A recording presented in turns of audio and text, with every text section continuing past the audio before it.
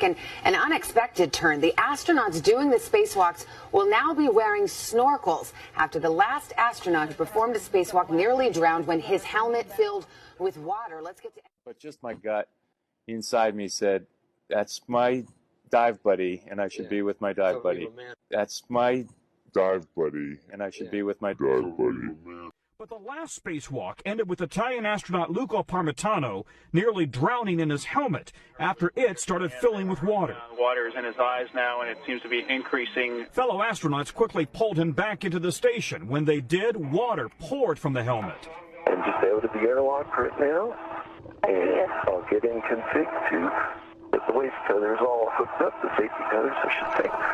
Okay. Dave Williams beginning the third spacewalk of his career. We saw some droplets coming out, and I'm looking at you from camera, Charlie. Okay. And I saw them go. So the astronaut got water in its helmet. The astronaut got water in its helmet. There's water in outer space. Okay, so I pulled out my book about the ice walls and everything. I'm going to tell you the story because the only thing that explains what they just said is the Terra Infinita story. So when I used to do content on, like, you know, Terra Infinita, flat earth theory, ice wall theory, and I'd get those videos taken down. Why was that? If outer space is made of water, like, was this a gaffe? Was this a joke? Was this satire? Is prank on humanity? They're telling us. Because I didn't want to sound like a kook, but you know, so I've been putting that content under sci-fi fiction, but sounds to me like you guys are talking about the custodians and the ice walls and what? Huh. Guess we ought to start doing content on this just to stay up with the times, right? Basically, this story is like this. We live in the known lands. And what is this Great Dome? The Great Dome, also called the end of the known lands, is that which covers and encloses in some way the other known worlds. This is the other book, and it's called The Navigator Who Crossed the Ice Walls. And it's a first account story by the navigator, Sir William Morris. The story I'm about to tell you is probably going to change your view, how you see the world. And I know people will find it incredible to believe, but after that the astronaut's helmet was full of water, I can only explain it with something like this. Morris was in the Continental Navy in the Revolutionary War, and he tells this story how on the peaceful night of the surrender in Saratoga, they were sailing through the northern Atlantic Ocean, and they were headed for Charleston Harbor. So you had all of these Navy guys that were telling their stories, anecdotes, things like that, under the moon on their way back home. That's how they were all drinking whiskey and just having a grand old time, relaxing. The war was over. And all of a sudden, they start talking about James Cook's voyage. And he was obsessed with crossing the Antarctic. Or to better say, crossing the Antarctic Circle. Morris wasn't really interested in this conversation the sailors were having. But when a prominent figure started talking about knowing about it, that's when it got his attention. It was Captain Butler, and he was very respected. He joined this conversation and started telling the other men that it was possible to cross the Antarctic Circle, and he knew how, because there was an opening somewhere in the polar circle. He said that there was an entrance, and he knew where it was. He goes on to say that this passage connects us to other worlds. And he said this seriously, without hesitation. It wasn't a joke. If you'd like to know more about the navigator who crossed the ice walls and what's going on, follow for more.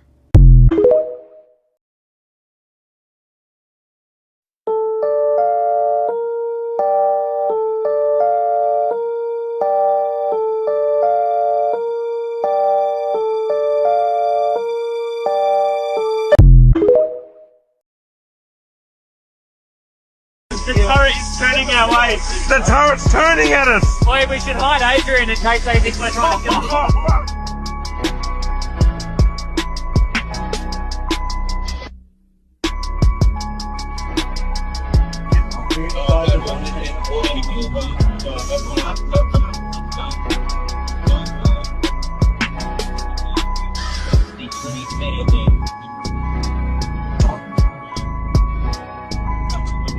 Going that way. We're just traversing.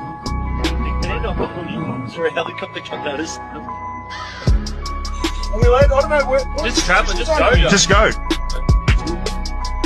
Send out the copper. That's right. Is it? That's unreal.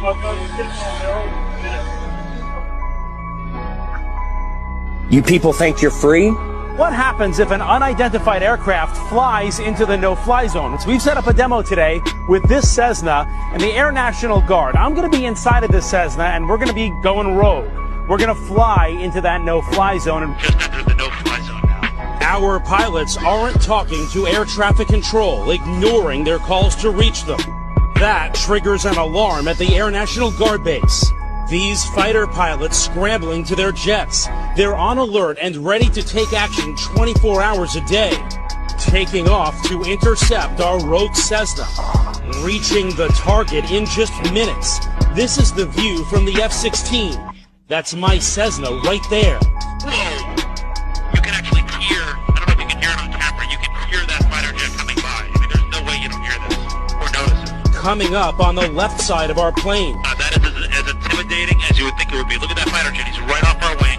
Another F-16 swooping in on the right, calling us on aviation frequencies. You have been intercepted. If you hear this transmission, dial the radio call and rock your wing. He wants us to identify ourselves. We're a rogue aircraft, remember, for this demonstration, so we're not going to respond at all and see what this fighter jet does. The fighters want to escort us out of the area.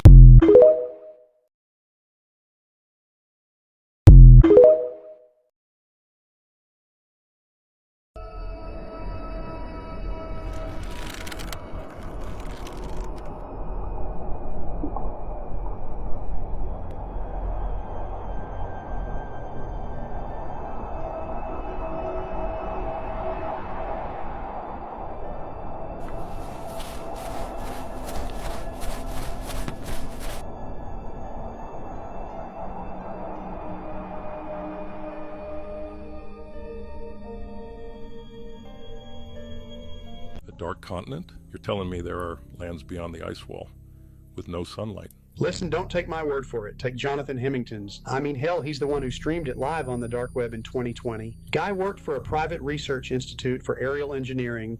You know, developed these just incredible aircrafts, undetectable from radars, incredible fuel efficiency, allowing for flight durations that could last weeks. Little did anybody know the guy was just obsessed with the idea of these outer lands, the ice wall, and you know, one night he boarded a jet with a Starlink and his streaming equipment and headed directly down to Antarctica. He figured if he streamed right away, he'd be intercepted, so he waited until he was about midway through the continent, and as he started the stream, hundreds of people watched as he literally flew straight over what appeared as an enormous ice barrier. After hours and hours of continuation, passing over several different unidentified landmasses, he stopped on one of them to get a night's rest and continue on the next morning. But during that next day of flight, this was where things had taken a peculiar turn. As the sun eventually went down during flight, he wanted to wait until it came back up to get a safe landing, but as the hours went by, it never did. Eventually, due to fatigue, he was forced to land onto this dark continent, and little did he know this would be his last stop. Listen, this place he was in was nothing like we'd ever seen, okay? The environmental factors clearly showed this land had never been exposed to sunlight, pure darkness, and instead of trees, there were just these rock-textured spires that shot up into the sky. The final moments of the stream showed a horrific encounter that he'd had. As he began explaining, he was seeing some kind of tall figure, something human-like, but strangely different, pale with glowing white eyes. And as he'd called out to it, the camera would fall to the ground moments later. The stream would ultimately end just moments after this being picked up the camera and looked directly into the lens. Jonathan Hemington had not been heard from since. But look, I'm just going to go ahead and say, this is a joke for entertainment only.